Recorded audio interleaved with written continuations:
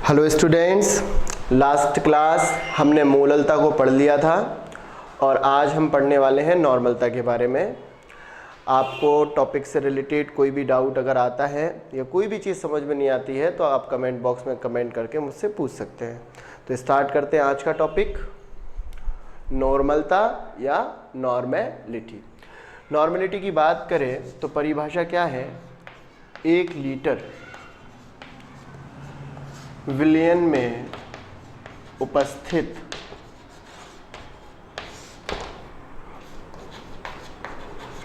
विलय के ग्राम तुल्यांकों की संख्या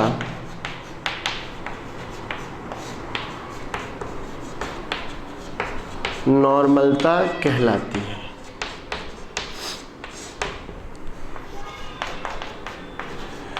इसे कैपिटल N से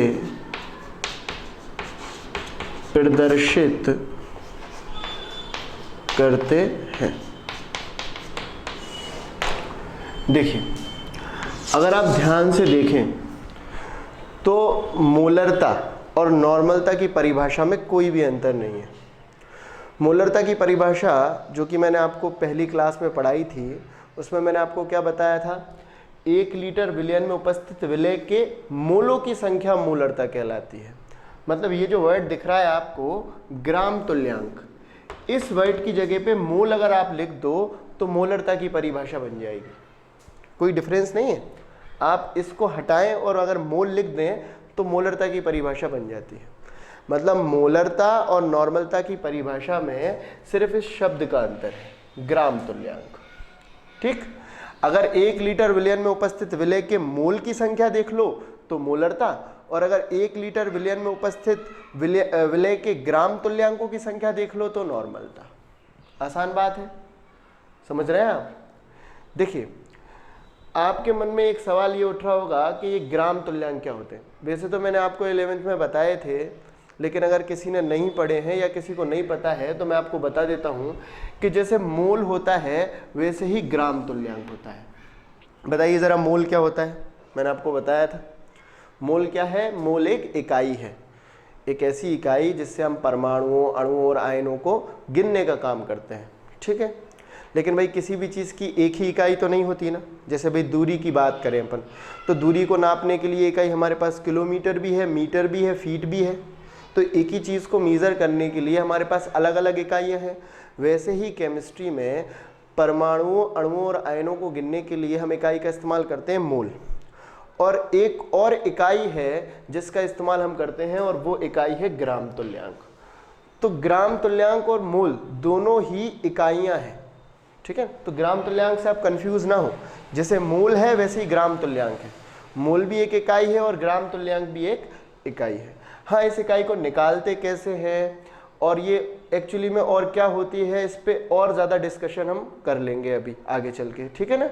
अभी आप सिर्फ इतना समझ लें कि जैसे मोल एक इकाई थी चीज़ों को गिनने के लिए, वैसे ही ग्राम तुल्यांक की भी एक इकाई है गिनने के लिए। ठीक है ना? समझ गए? आगे बढ़ते हैं। देखिए, परिभाषा को समझ लेंगे। मान लीजिए मैंने एक कंटेनर लिया और इस कंटेनर में 1 लीटर विलयन भर लिया। ठीक है ना? अच्छा बताओ, विलयन के अंदर 2 घटक होते हैं, आपको तो पता है।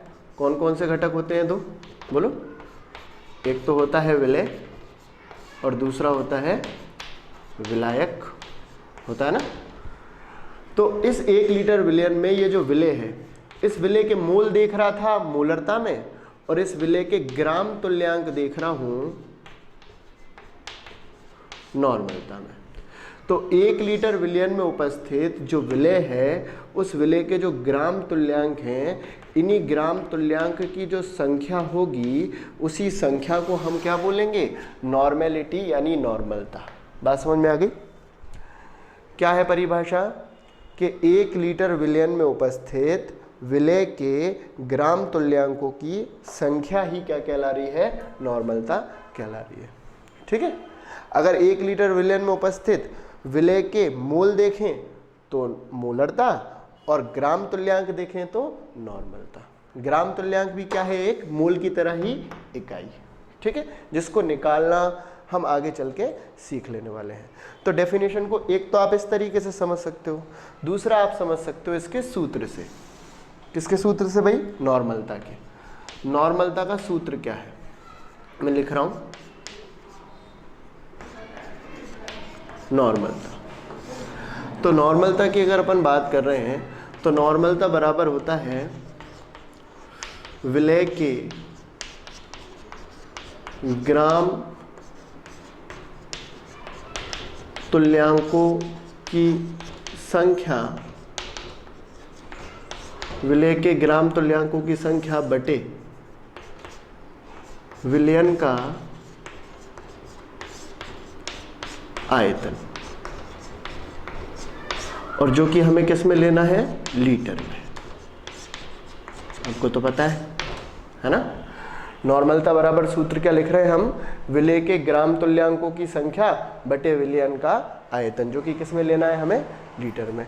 ये हमारा सूत्र है नॉर्मलता का। और आप चाहो तो सूत्र से भी नॉर्मलता की परिभाषा को समझ सकते हो, ठीक। तो नॉर्मलता का सूत्र क्या लिखा हमने कि विलय के ग्राम तुल्यांकों की संख्या बटे विलयन का आयतन, जो कि किस में लेना है हमें, लीटर में। अब आप चाहो तो परिभाषा को नॉर्मलता के सूत्र से भी समझ सकते हो। कैसे? कि अगर मैं विलयन का आयतन जो कि लीटर में लेना है, अगर मैं इसका मान 1 रख दूं, तो आप बताइए कि विलयन का आयतन अगर हम 1 लीटर रख दें, यानी इस पूरे विलयन के आयतन के मान की जगह पे मैं 1 रख दूं, तो बटे में 1 आ जाएगा। बताइए बटे में 1 का कोई मतलब रहेगा क्या? नहीं। उस स्थिति में ये चीज़ हट जाएगी और विलय के ग्राम तुल्यांकों की संख्या ही किसके बराबर हो जाएगी, नॉर्मलता की।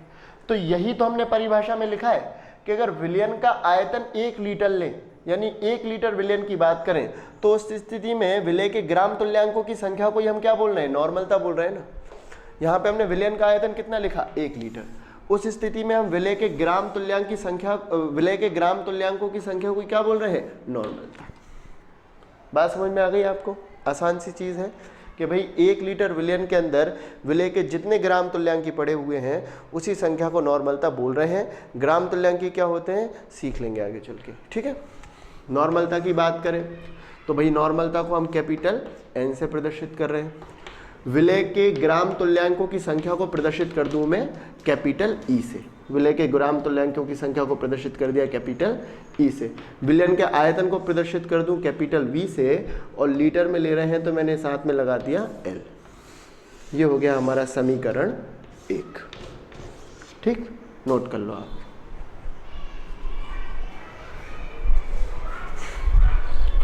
माना विलय की मात्रा W1 और विलय का तुल्यांकी भार मैंने मान लिया EM। भाई विलय के तुल्यांकी भार को इंग्लिश में इक्विवेलेंट मास बोलते हैं, इसलिए हमने तुल्यांकी भार को EM से शो कर दिया, इक्विवेलेंट मास, ठीक है। अब ग्राम तुल्यांकी के बारे में तो मैं आपको बता ही चुका हूँ। ग्राम तुल्यांकी क्या है, एक इकाई है, जैसे मोल होती है वैसे ही। लेकिन ग्राम तुल्यांकी को निकालते कैसे हैं? तो भाई ग्राम तुल्यांकी को निकालने का तरीका क्या होता है कि जिसका भी ग्राम तुल्यांकी निकालना है उसकी मात्रा में तुल्यांकी भार से भाग दे दें। देखो अगर आप रिलेट कर पाए तो जल्दी समझ जाएंगे। कैसे?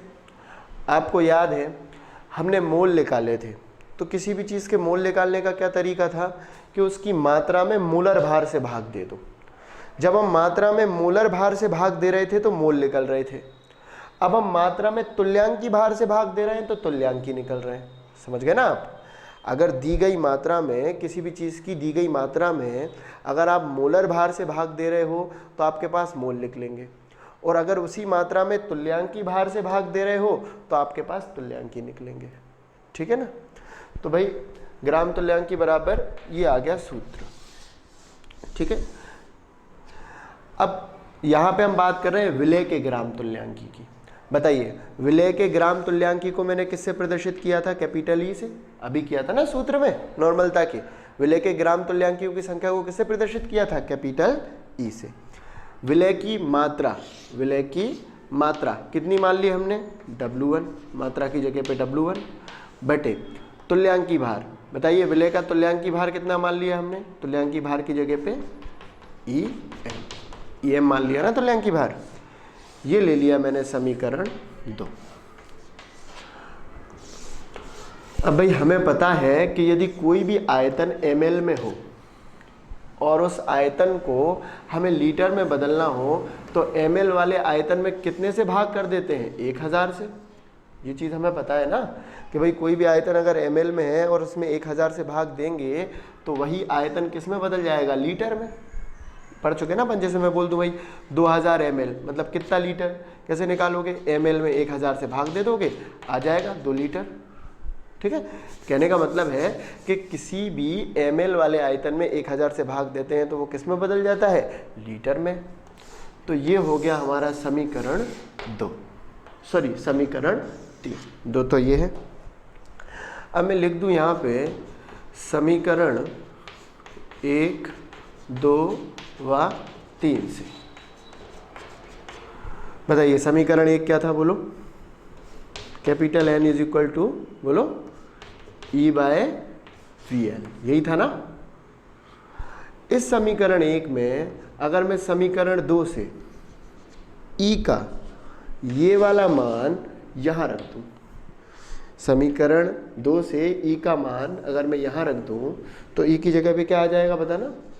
W1/EN आ जाएगा। और समीकरण 3 से VL का, समीकरण 3 से VL का ये वाला मान मैं अगर यहाँ रख दूँ, क्या बताओ? VL की जगह पे VML/1000। अब आपको पता है कि भाई कोई चीज़ बटे के बटे में है तो पलट के कहाँ जाएगी? ऊपर। और पलट के ऊपर जाएगी तो उस स्थिति में ये किस में आ जाएगी? इनटू में आ जाएगी ना। फॉर्मूला क्या बनेगा? बोलो। W1/EM, और ये चीज़ पलट के ऊपर जाएगी तो 1000 ऊपर और VML नीचे। बोलो होगा ना। पलट के ऊपर जाएगी तो 1000 ऊपर और VML नीचे, और जब पलट के ऊपर जाएगी तो किस में आ जाएगी? गुणा में। ये आ जाएगा हमारे पास समीकरण 4। इस समीकरण 4 में W1 क्या है बताइए? विलय की मात्रा। EM क्या है? बोलो। विलय का तुल्यांकी भार।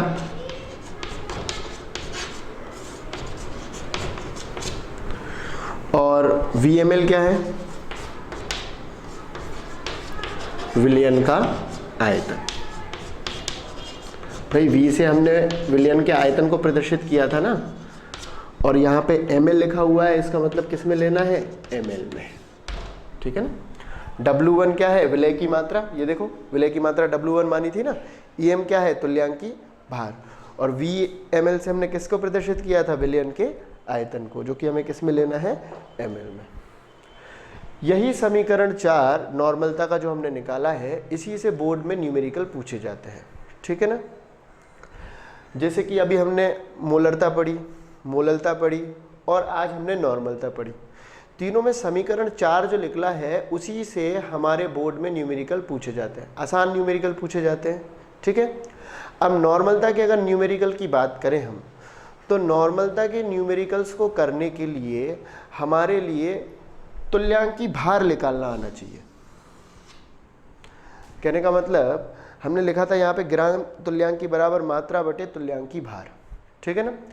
तो जब हम तुल्यांकी भार निकालना सीख लेंगे तभी हमें इस समीकरण से सवाल करना आ पाएगा। और तुल्यांकी भार मैं आपको सिखाऊंगा नेक्स्ट लेक्चर में। ठीक है ना। अगले वीडियो में हम ये देखेंगे कि तुल्यांकी भार कैसे निकाला जाता है, संयोजकता गुणांक किसको कहते हैं, और उसके बाद फिर नॉर्मलता पे आधारित समीकरण 4 पे आधारित हम कुछ सवाल भी करेंगे इसके बाद वाली वीडियो में। ठीक है ना। अभी फिलहाल इस बार इसको एक बार हम रिवाइज कर लेते हैं। देखें, हमने माना था विलय की मात्रा कितनी थी? W1, और तुल्यांकी भार कितना था? EM। ठीक है। ग्राम तुल्यांकी निकालने का सूत्र क्या होता है? मात्रा बटे तुल्यांकी भार। हमें यहाँ पे निकालना है विलय के ग्राम तुल्यांकी। विलय के ग्राम तुल्यांकी को प्रदर्शित कर दिया E से, मात्रा मान ली W1, तुल्यांकी भार मान लिया EM। समीकरण 2 आ गया। किसी भी ml वाले आयतन में 1000 से डिवाइड करते हैं तो वो किस में बदल जाता है, लीटर में। समीकरण 3 आ गया। समीकरण 1, 2 व 3 को मैंने एक साथ जोड़ा तो मेरे पास आ गया समीकरण 4। और इसी समीकरण 4 से मुझे नॉर्मलता के सवाल करने हैं, लेकिन उसे करने के लिए पहले मुझे क्या सीखना पड़ेगा, तुल्यांकी भार। इस वीडियो में मैंने कुछ नई बातें आपके लिए बताई, जैसे कि ग्राम तुल्यांकी, ठीक है। और ग्राम तुल्यांकी तो मैंने अभी आपको बता ही दिया कि ग्राम तुल्यांकी क्या है, सिर्फ और सिर्फ एक इकाई है। लेकिन इस इकाई को निकालने के लिए आपको किसकी ज़रूरत है, किसकी आवश्यकता है, तुल्यांकी भार की। और तुल्यांकी भार कैसे निकाला जाता है ये हम नेक्स्ट वीडियो में सीख लेंगे, और उसी के बाद हम कर लेंगे नॉर्मलता के सवाल, ठीक है। तो आज की वीडियो में इतना ही, मिलते हैं अगले लेक्चर के साथ, ठीक है। Thank you.